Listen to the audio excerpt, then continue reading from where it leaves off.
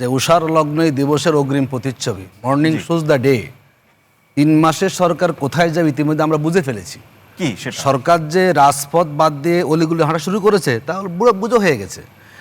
আপনি এখন কেন দেখুন, আমি যদি বলি দায়িত্ব নিয়ে 17 বার আমাদের সংবিধান সংশোধন না, 17 বার যে দেশে সংবিধান সংশোধন হওয়ার পরও কোনো সমাধান হয় নাই, এবারও সংবিধান সংশোধন দিয়ে কোনো সমাধান হবে না। কি সমাধান চান আপনি? ওই যে সমাধান, কি সমাধান? ওই যে ফ্যাসিবাস শেখ হাসিনা ক্ষমতার একক ক্ষমতা সব শেখ হাসিনা। দেখুন এখন যে বলতেছেন না, শেখ হাসিনা যখন আয়নাগর করলো এরকম টক শোতে তখন বলা হইতো না সব ঠিক আছে।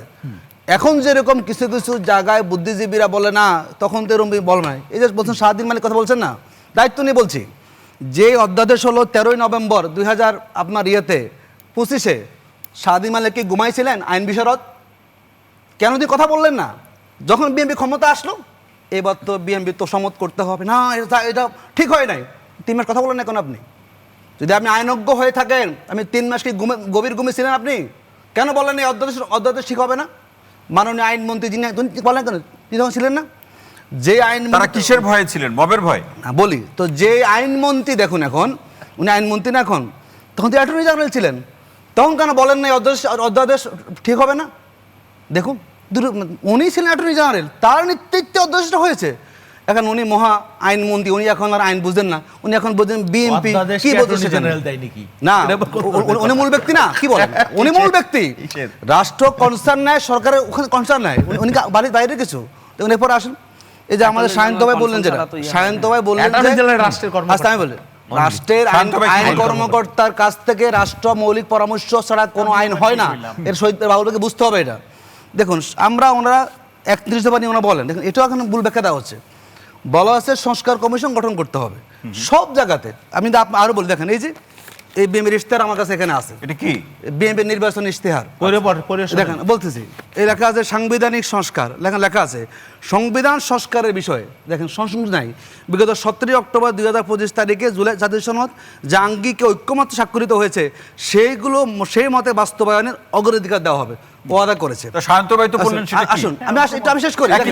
দেখুন সাংবিধানিক সংস্কারের ওনার দ্বিতীয় পয়েন্টটা লেখা আছে, বিএনপি সকল বিতর্কিত অগণতান্ত্রিক সাংবিধানিক সংশোধনীয় বিধানগুলোকে পর্যালোচনা পুনরীক্ষণ পর প্রয়োজনীয় সাংবিধানিক সংস্কার করবে। আপনি সংবিধান সংস্কার ইশতেহারে আছে, আপনার বিচার বিভাগের সংস্কার নির্বাচন ইশতেহারে আছে। 31 দফার ভিতরে দেখেন, প্রথম দফা সংবিধান সংস্কার কমিশন, 10-এ আছে হলো সুপ্রিম কোর্ট সচিবালয় প্রতিষ্ঠা করবেন। আচ্ছা সংস্কার মানে এটা কি আমার একটু বুঝিয়ে বলেন তো। সংস্কার মানে হচ্ছে ঘর ভাঙিয়ে ফেলে নতুন করে ঘর করা, সংস্কার হলো এমন একটা ক্ষমতা যেই ক্ষমতার উপরে কেউ কথা বলতে পারে না। সংস্কারের জন্য তো গণভোট করা হয়েছে, বলেন তো সংস্কার মানে যেটা তার মধ্যে কেউ কথা বলবে। সংবিধান সংশোধন করতে কোনো গণভোট প্রয়োজন হয় না, যেহেতু গণভোট হয়েছে। গণভোট তো আপনারা গাইড জোরে করেছেন, সেটা না সংস্কারের কথাই বলেন। আপনারা গণভোট চাইলেন কেন? সংস্কারের জন্যই তো বলছেন কেন গণভোট সালাউদ্দিনের পরামর্শ হইছে, গণভোটের পক্ষে ভোট চাইলেন কেন? তাহলে যে গণভোটে আমাদের হ্যাঁ ভোট দেন, আপনি হ্যাঁ ভোট করছি না, গণভোট আপনারা নির্বাচন দিচ্ছেন না। না শুনুন, এই যে দুর্বিসন্ধি, মানে আপনি জনগণকে বিভ্রান্ত করছেন, জনগণকে আপনি প্রতারিত করছেন। যে আমি মানে আপনার ভিতরে আছে কি, মাঝে মাঝে বলে না আমাদের ফতুয়া দিই না, মোনাফিক বলাটা একটা ফতুয়াবাজি হয়ে যায়।